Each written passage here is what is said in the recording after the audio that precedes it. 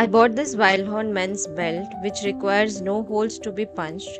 The packaging is good and the box looks premium. Here is a metal buckle.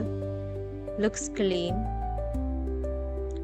The manual is incorrect, so I'll be showing you how to attach the buckle.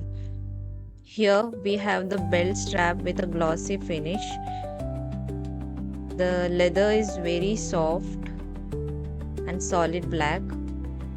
Just cut the belt as per the waist size and slide the strap inside the buckle and push down.